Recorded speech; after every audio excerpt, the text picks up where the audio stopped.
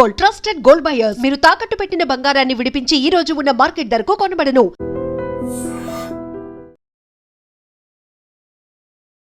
Chutneys hotel అంటూ తెలియనటువంటి వాళ్ళు ఎవరు ఉండరు. చట్నీస్ హోటల్, అది దట్టు ఎల్బీ నగర్లో ఉన్నటువంటి బ్రాంచ్లో ఈరోజు అతిపెద్ద బ్లాస్ట్ జరిగింది. అది ఫస్ట్ అసలు ఎవరికీ అర్థం కాలేదు. అండ్ చట్నీస్ హోటలే ఎవరికీ తెలియనివ్వలేదు. యాక్చువల్లీ పెద్ద శబ్దం వచ్చింది. చుట్టుపక్కల వాళ్ళు కూడా ఏమైంది ఏంటి అనేది కూడా చూసే ప్రయత్నం చేసినప్పటికీ కూడా ఎవరికి ఏమీ అర్థం కాలేదు. కానీ చట్నీస్ హోటల్లో ఒక్కసారిగా ఈ ఇడ్లీకి సంబంధించిన స్టీమర్ ఏదైతే ఉంటుందో అది భారీ ఎత్తున పేలిపోయింది. తర్వాత అక్కడ కస్టమర్స్ కూడా ఉన్నారు. ఆ కస్టమర్స్ అందరూ భారీగా శబ్దం రావడం, అట్లాగే వంటింట్లో పెద్దదేదో పేలింది అని తెలియడం, వాళ్ళందరూ కూడా బయటికి రావడం జరిగింది. దాని తర్వాత లోపలికి వెళ్ళి మిగతా సిబ్బంది వెళ్ళి చూసేసరికి ఈ ముగ్గురు వర్కర్స్ ఎవరైతే ఉంటారో, అంటే హోటల్లో ఎవరైతే వర్క్ చేస్తున్నారో వాళ్ళ ముగ్గురికి భయంకరమైనటువంటి గాయాలైనాయి. మొత్తం చర్మం అంతా కాలిపోయింది. ఒకతనికేమో పూర్తిగా రక్తం కారిపోయినటువంటి పరిస్థితి. ఇదంతా ఒకవైపు జరుగుతోంది. హుటాహుట్న అంబులెన్స్కి కాల్ చేశారు, కానీ పోలీసులకు మాత్రం చట్నీస్ సిబ్బంది కాల్ చెయ్యలేదట. ఇది అతిపెద్ద కాంట్రవర్సీగా మారిపోయింది. ఎందుకని చట్నీస్ యాజమాన్యం పోలీసులకు ఇన్ఫర్మేషన్ ఎందుకు ఇవ్వలేదు?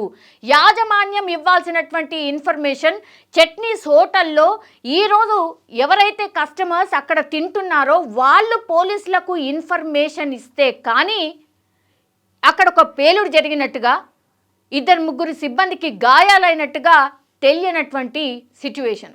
ఎందుకని చట్నీస్ యాజమాన్యం దాచే ప్రయత్నం చేసింది అంటే అక్కడ ఫైర్ నార్మ్స్ కావచ్చు, లేకపోతే మెయింటెనెన్స్, కిచెన్లో మెయింటెనెన్స్ కావచ్చు, ఇవన్నీ సరిగ్గా లేవా?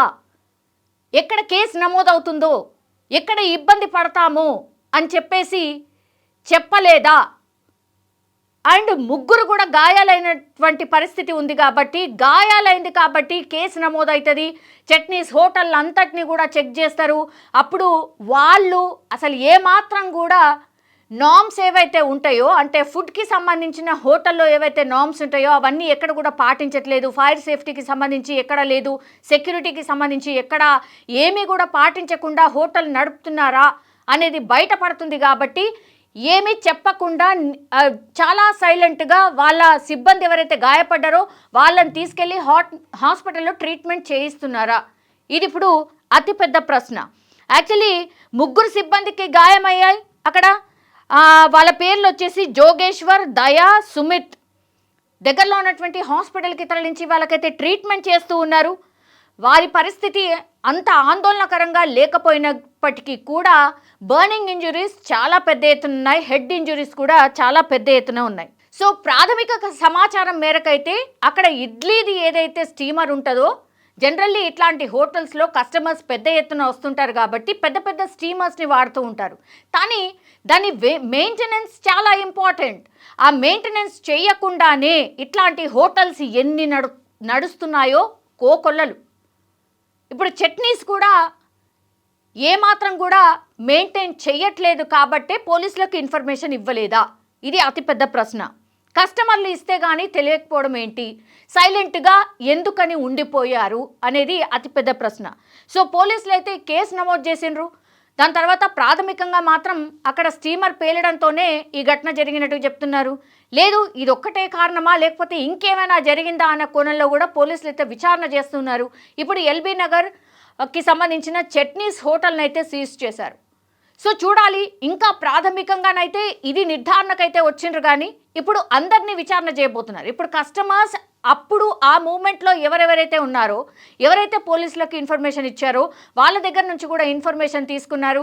యాజ్ వెల్ యాజ్ ఇప్పుడు గాయాల పాలైనటువంటి వాళ్ళు ఎవరైతే ఉన్నారో వాళ్ళ దగ్గర నుంచి కూడా ఇన్ఫర్మేషన్ తీసుకోబోతున్నారు.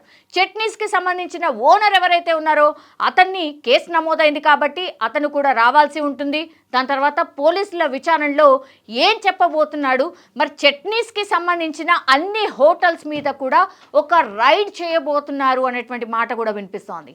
ఎందుకంటే ఇట్లాంటి హోటల్స్ ఇంకా ఎన్ని ఉన్నాయి, ఒకవేళ ఓన్లీ ఆ కుక్కర్ పేలింది కాబట్టి ఆ స్టీమర్ పేలింది కాబట్టి ముగ్గురికి గాయాలైనాయి, ఒకవేళ ఇంకా పెద్ద ఎత్తున పేలుడు సంభవించి ఉంటే కస్టమర్స్తో సహా అక్కడ ఉన్నవంటి వాళ్ళందరూ కూడా ఇబ్బంది పడేవారు, చనిపోయేవారేమో.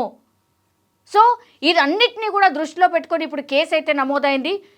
కేసు నమోదైన తర్వాత ఇప్పుడు ఈ హోటల్ ఒకటే కాదు, చాలా హోటల్స్ ఇట్లా ఉన్నాయి, అన్నిటి మీద తనిఖీ చేయండి అని అక్కడ ఉన్నటువంటి కస్టమర్స్ కావచ్చు, ఆ చుట్టుపక్కల ఉన్న వాళ్ళు కూడా రిక్వెస్ట్ చేస్తున్న పరిస్థితి అయితే కనిపిస్తోంది. ఈరోజు ఎల్బీ నగర్లో చట్నీస్లో జరిగినటువంటి పేలుడు మాత్రం ఒక భయాన్ని అయితే క్రియేట్ చేస్తోంది. కస్టమర్స్ ఇక హోటల్కి వెళ్ళాలా, వెళ్తే ఏమవుతుందో ఏందో అనే పరిస్థితికి అయితే వచ్చింది. ఒక చట్నీసేనా లేకపోతే సిటీలో ఉన్నటువంటి అన్ని హోటల్స్ పరిస్థితి ఇదేనా? ఇది అతిపెద్ద ప్రశ్న.